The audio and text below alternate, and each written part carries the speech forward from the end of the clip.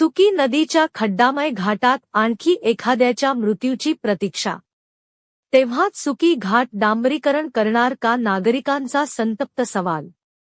रावेर तालुक्यातील सातपुडा पायथ्याशी वसलेल्या लोहारा येथील सुकी नदीच्या पुलावरील घाट हा अनेक वर्षांपासून खड्ड्यांमध्ये गेला आहे. या सुकी नदीच्या घाटातून प्रवास करीत असताना अनेकांचे डोके फुटली आहेत, अनेकांचे हात पाय मोडले आहेत. म्हणून हा सुकी नदीचा घाट हा अपघातांचा सापळा बनला आहे. दिवसेंदिवस या लोहारा येथील सुकी नदीच्या घाटात अपघातांचे प्रमाण वाढत चालले आहे. याकडे मात्र संबंधित बांधकाम खात्याचे अधिकारी, आमदार, खासदार दुर्लक्ष करीत असल्याचा परिसरातील जनतेने आरोप केला आहे. आणि या जनतेकडून असेही ऐकवण्यास मिळत आहे की ह्या सुकी नदीच्या घाटाच्या खड्ड्यांमध्ये प्रवास करून करून आम्हाला मारून टाका, तेव्हाच डांबरीकरण करा, अशा संतप्त प्रतिक्रिया या लोहारा आणि परिसरातील जनतेमध्ये, शेतकऱ्यांमध्ये दिसत आहेत.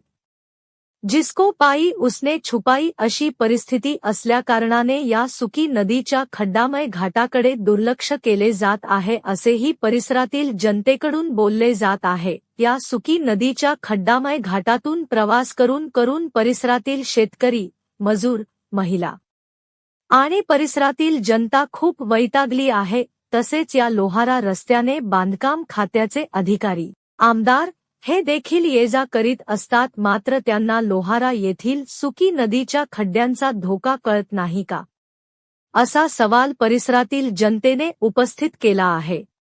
उत्तर महाराष्ट्र ब्युरो चीफ हमीद तडवी यांचा ग्राउंड रिपोर्ट.